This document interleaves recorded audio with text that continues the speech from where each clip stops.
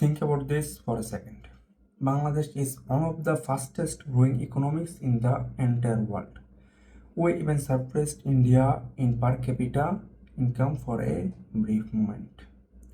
Our GDP has been growing around 6 to 7% in every year for a decade. The whole world calls it a development miracle. And yet, right now, your family is struggling to buy groceries, your salary has not really changed, and everything from rice to rent to your child's school fees costs more than it did last year. How is it even possible? How can a country be growing while its people feel like they're getting poorer? That's exactly what I'm going to answer today with real data, real numbers, and some uncomfortable truth. Be ready for it.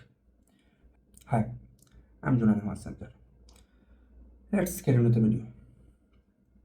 You probably clicked on this video because something feels off. You work hard, you try to save, but at the end of the month, the money is gone, and you don't even know where it went. You are not imagining it. This is real, and it's happening to millions of families across Bangladesh. On the paper, the economy is growing, but the people inside the economy are bleeding. So let's break this down simply and honestly. Let's start with the biggest misconception of Bangladesh economic story: GDP growth. Every year we hear the GDP grow by 6%, 7%, sometimes even more, and we all celebrate it. But here's the questions nobody asks. When GDP grows, who actually benefit? According to World Bank, Bangladesh GDP has crossed over $480 billion in recent years. That sounds massive. I know that sounds massive. But when you divide that 480 billion by 170 million people, the average income is still relatively low, which is like 2.8k. And even that average is misleading. How? Because average hides inequality. The top portion of the people controls a much larger share of total income. Income inequality is rising steadily over time.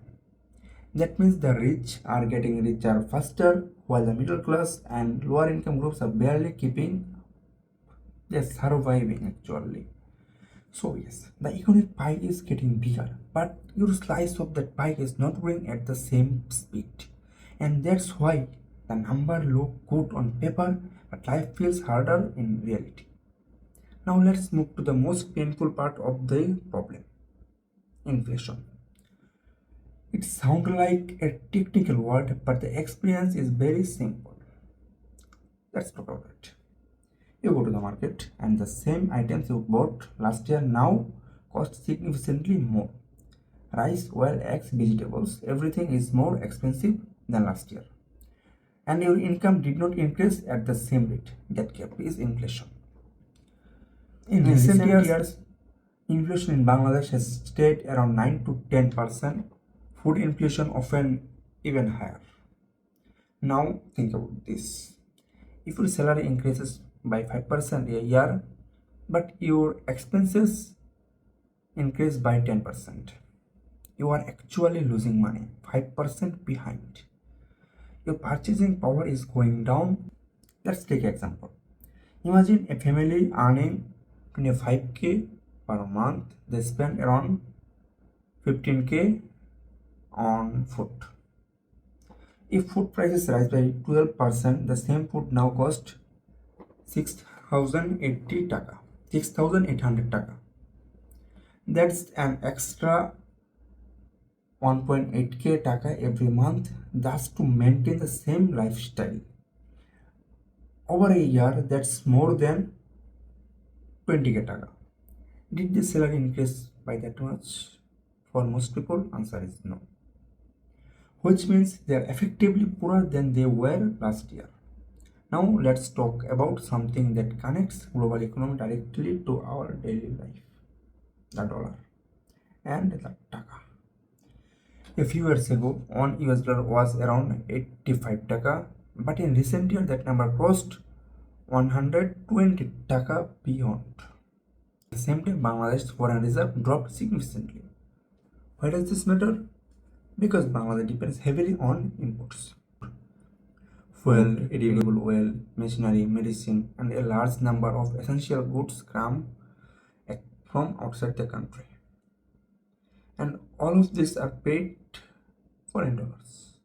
So when the dollar becomes stronger and the taka becomes weaker, everything imported becomes more expensive. And when import cost rises, business pass that cost to you, us. Fuel become expensive, transport become expensive, food become expensive. It creates a chain reaction. A global issue becomes a local problem. Now let's talk about job, most important part.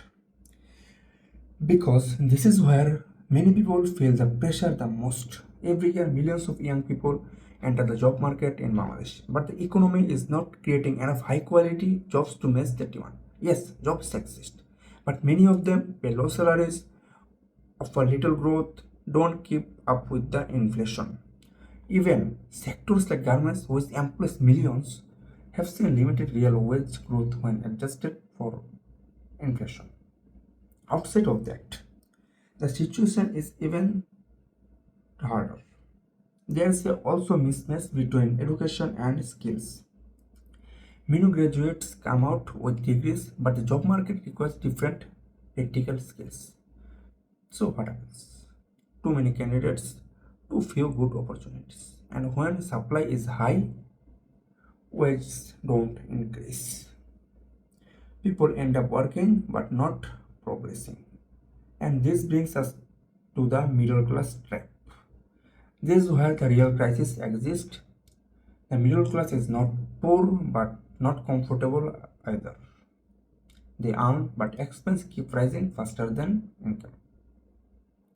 Housing costs have increased significantly, education costs are rising, healthcare is expensive, daily living is getting harder. So, what do people do? They adjust. Bangladesh people great at adjusting. They cut costs, they delay plans, and increasingly they borrow. Loan, credit cards, personal debt, things that were once rare are becoming common nowadays. And once you enter in debt, you are not just spending money, you are paying interest. So the cycle continues. Earn, spend, borrow, repeat. Now I want to talk about something that's a bit uncomfortable but important. The problem is not only economic, it's also about financial awareness. Most people are never taught how money actually works. They are not taught about inflation, they're not about investing, not about how to grow money, how to make more money. So, what happens? People save money in ways that don't beat inflation. They feel safe but are actually losing value every year. Others spend on things that show status but don't build long term stability. This is not about blaming individuals, the system failed to teach them. But awareness is still is the first step. Because if you don't understand why your money is shrinking, you can't protect yourself. So, where does all of this leave us? Let's bring everything together. Bangladesh is growing. That part is true. Infrastructure is improving, exports are strong, development is happening, but at the same time, inflation is reducing purchasing power, jobs are not paying enough, expenses are rising faster than income. So the economy is growing, but the average person is under pressure. And that's why people feel poor. Not because growth is fake, but because the benefits of that growth are not reaching everyone equally. The real challenge is not growth, it's making that growth meaningful for everyday life. And until that change, this feeling will continue. If this video made you think, share it with someone who needs to hear this. And if you don't want more real, simple breakdowns like this, subscribe and follow. Because this is just the beginning. And if you don't like, then don't share. And instead, you can advise me how to improve. Tata.